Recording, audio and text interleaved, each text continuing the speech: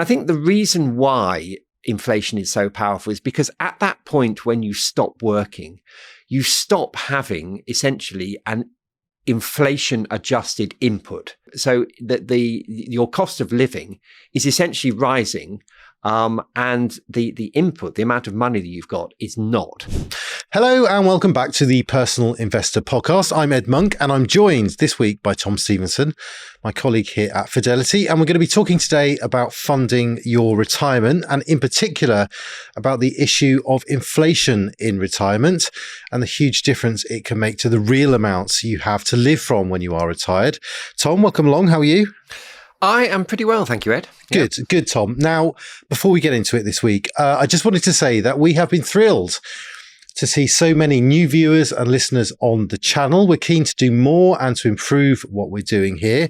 We've got an awful lot planned. So please do hit the subscribe button, give us a like, leave a comment to make sure that you get this content as it is released. And it's going to help a lot more people find the content that we do. Okay. That said, Tom, let's talk about inflation and the effect it can have on your pension. Towards the end of this episode, we're going to talk about some of the things that people can do to combat inflation as they move through retirement. But before that, why didn't we start with why this is increasingly an issue? Not necessarily why there's more inflation, if there is, but why it's more of a risk to people in their retirement than perhaps it was a short while ago. Well, I think the key point here is that inflation is something which, until relatively recently, most retirees didn't really need to think about. And that's because, most people enjoyed what we call a final salary pension, which is what most people will think of as a traditional pension. You stop work and your company or the government pays you an income until you die. And quite often that income was related to inflation. So it would rise in line with inflation, as indeed the state pension does still. But for most of us, that's not how we, how we face our retirement savings now. What we do now is we work, we pay money into a pension, we build up a pot of money, a pension pot, and then we have to work out when we retire, we have to work out how to live off that pot of money and how to make it last for our retirement. Yeah.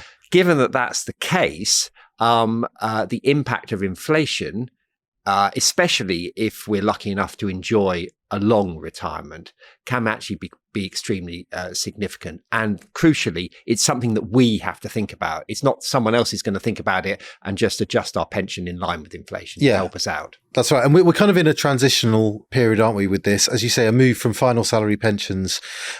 In the private sector, there haven't been many final salary pensions for quite a long time.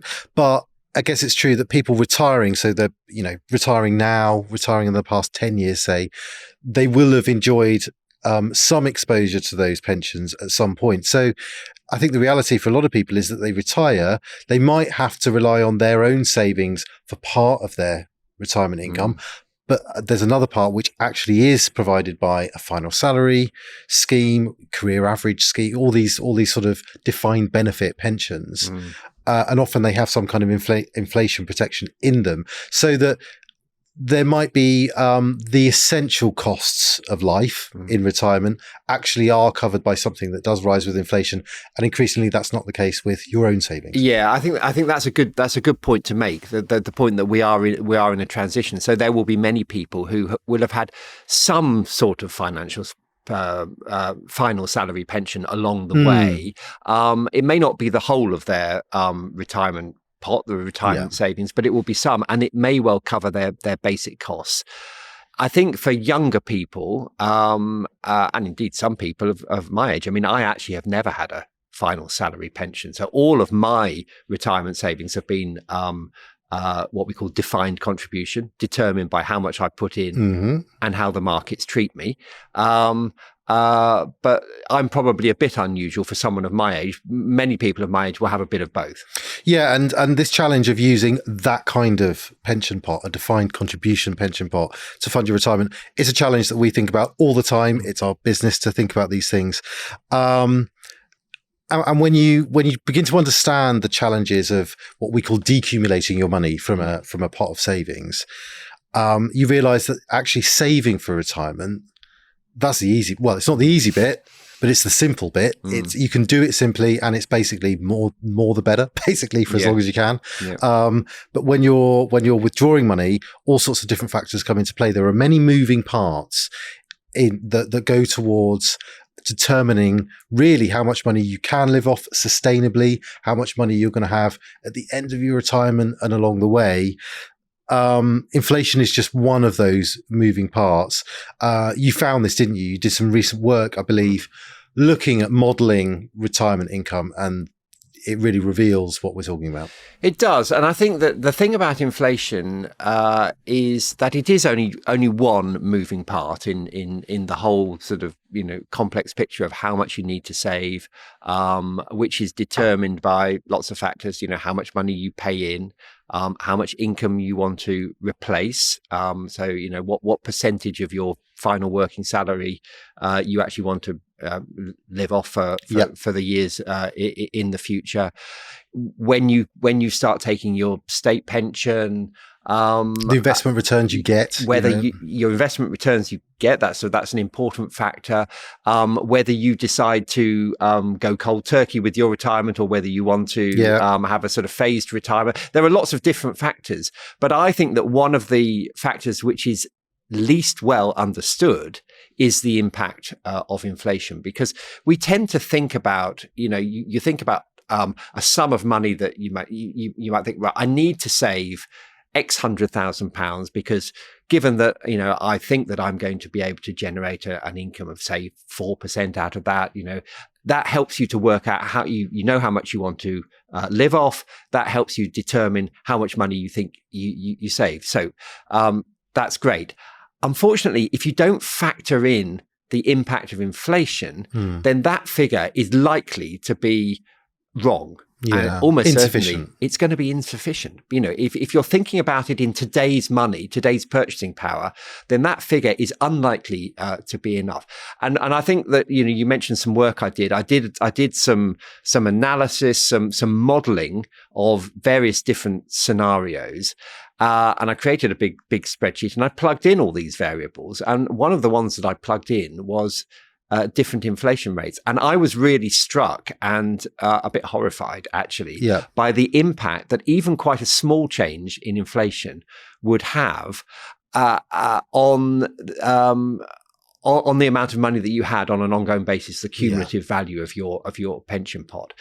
And I think the reason why inflation is so powerful is because at that point when you stop working, you stop having essentially an inflation adjusted input. So, broadly speaking, most people's salaries, rise in line with inflation. Now, it may not always be perfectly matched, but broadly speaking, your salary is going to keep pace.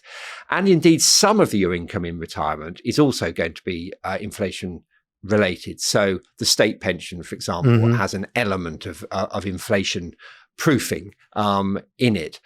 But everything else that you do is also affected by inflation. So that your cost of living is essentially rising, and the input, the amount of money that you've got, is not.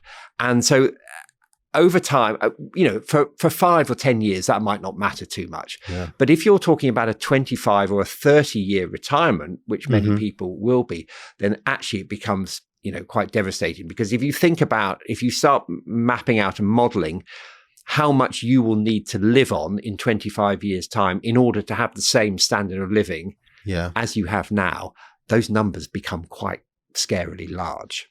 And I think people understand, don't they, that if they're going to plan on using a pot of savings and investments to live from, a simple equation is that they need it to grow enough that they can live from that money. They might reduce their capital a bit along the way, because that's what pension retirement money is for. But the money's got to rise by enough to account for inflation as well. But I think mathematically it's relatively straightforward, but I think psychologically it's less straightforward, because inflation is you kind of have to spend that money. Well, inflation affects the cost of living, the cost of actually the essentials of life, and you're just going to have no choice but to meet those costs. And that's the hard bit, especially when everything's finite, as it tends to be in retirement. You've got a finite amount of money that you've got to plan from. So any kind of increase in inflation is very, very painful, isn't it? I mean, we've just lived through this period of very high inflation, and it's easy to forget sometimes that what really matters in investment is not the absolute return that you get. It's the real return, isn't it? It's the inflation adjusted return, because you could have had a 10% return a couple of years ago, but for, well, one 12-month period at least, inflation was 11%. So you've actually, you've got poorer basically, even though your money has done pretty well. Yeah. And it's an important thing for an investor to get their head around, that actually keeping up with inflation, that element of your returns, it just gets you to square one. It's not that's not a real return. So if inflation is running at 3%, then the first 3% of your returns is not yours at all. Inflation is a kind of tax. Yeah. It's a hidden tax. So it's no different from having to give that 3% of you. Let's say that you got a 6% return on your investments, but if inflation was running at 3%, that is essentially a 50% tax. You're giving half of your returns to the inflation god. It's no different from giving 50% of your returns to the government. Yeah, really. And of course, I mean, this just occurs to me now, but thinking, if you have a bad year in markets, you've always got the hope that you're going to have a good year next time. Yeah. With inflation, it tends not to ever work that way. Yeah. Once prices go up, they don't really come down again. Yeah. Certainly not in the aggregate. They'll just stick there and then ratchet up again next time. So it can be a real pressure. Now, the problem, I guess, with this discussion, Tom, is, and lots of people are going to basically understand what we're saying, but what do they do about it? Inflation in general terms is out of your control. Is there anything that you can do from an investing point of view, from a planning point of view, to actually help cope with it? Well, I mean, I think, there are a couple of points here. One, from a planning point of view, I think the essential thing is that you factor it into your thinking. So you stop thinking about your future spending in terms of today's money, and you go through the process. Or indeed, if you don't want to do that, or you don't understand how to do it, then it's probably a good opportunity to speak to an advisor who will think about this, and they will help you they will guide you through this process of thinking about inflation. So your planning absolutely has to include inflation. And presumably there's something to say about the assets you actually hold, because it's tempting. I imagine it's tempting. I'm not there yet, but I imagine it's tempting when you get to really planning your retirement income to actually dial down the risk that you take, because you just want that certainty. You want as much certainty as you can get, and you want a return that's going to cover your needs, but not to really bounce around too much. There's a problem, isn't there? Because those riskier things that maybe you're inclined to avoid, they're often the ones with the best record of actually beating inflation. You need a decent slug of those in order to give yourself a chance to beat inflation over longer periods. Yeah, and that is a really, really good point to dwell on, because there was I think the way that even professional investors think about retirement planning has changed in recent years, and it has changed because people are now looking at long retirements during which inflation becomes a real issue. Yeah. So the idea of having a glide path in which the assets that you are invested in changes as you approach retirement and becomes, as you say, less risky, risky in inverted commas, because inflation is probably the biggest risk that you face. But when we say less risky, you mean moving away from shares towards things like bonds and cash. I think that the thinking around that has changed. And I think that people are now rightly thinking, I need to have more of an exposure to the assets which historically have had the highest returns, shares, because that is more likely to allow me to manage this inflation risk through my hopefully long retirement. And that's what you can do on the sort of investment side of things. But I was thinking before we came into it to record today that there's actually probably something to say around people's mindset as they enter retirement, and getting your head around the fact that you might need to live on less. And, with or without inflation or higher inflation than you expect, the reality for basically most people is going to be living on less in retirement. Kind of goes with the turf. Now, there's some elements of the tax system that work in your favor. You're not going to be paying national insurance necessarily. There's all sorts of things that might help. You might not be saving on a continuing basis once you're retired. So that's money you can use to live from. So that's good. But in general, you're going to have less to live on. But you probably need, don't you, to actually be prepared to ask yourself, well, what would I really do in a pinch to minimize my spending? This is often part of people's actual formal planning through an advisor. They'll say, well, actually, 10 years into my retirement, I'm going to consciously plan to live on slightly less. I'm going to be older by that point. My expenses are going to be lower.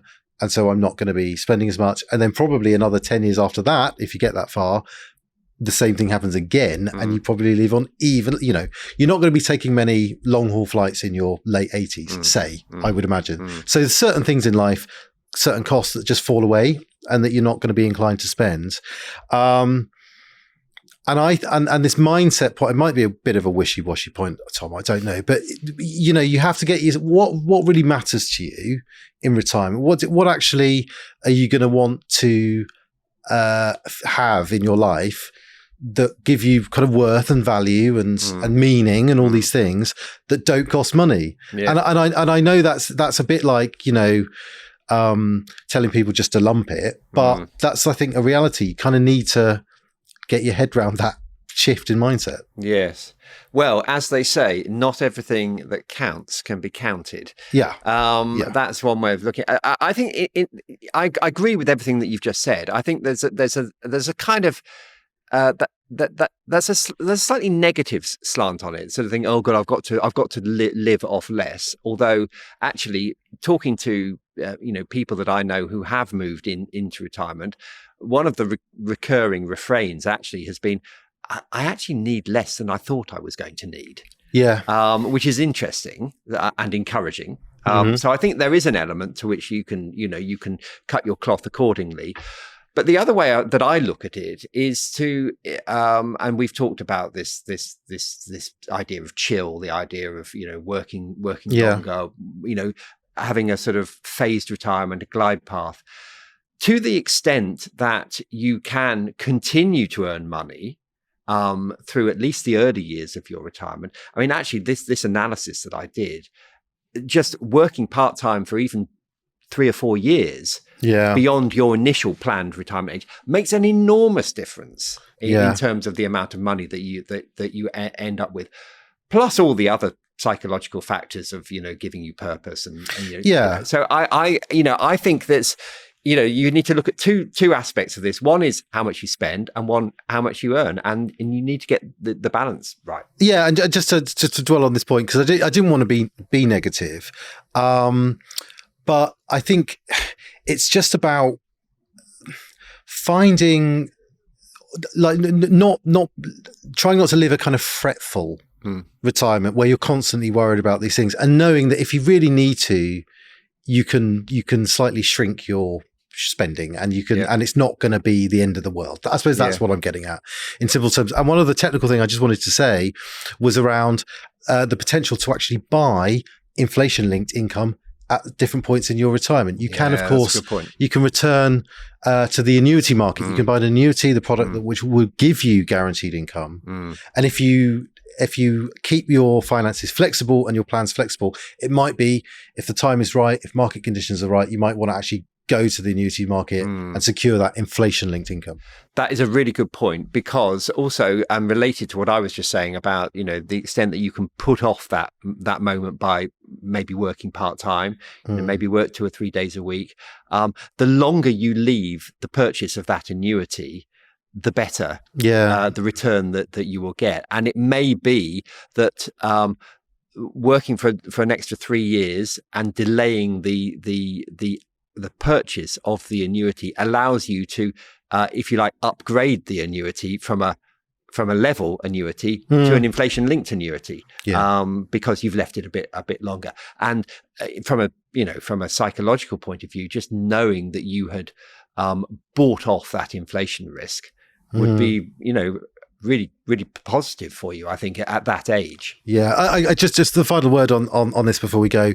I think I always going to return to the same point when we're talking about this challenge of like managing your withdrawals, managing your money to make it last, get the optimum out of it.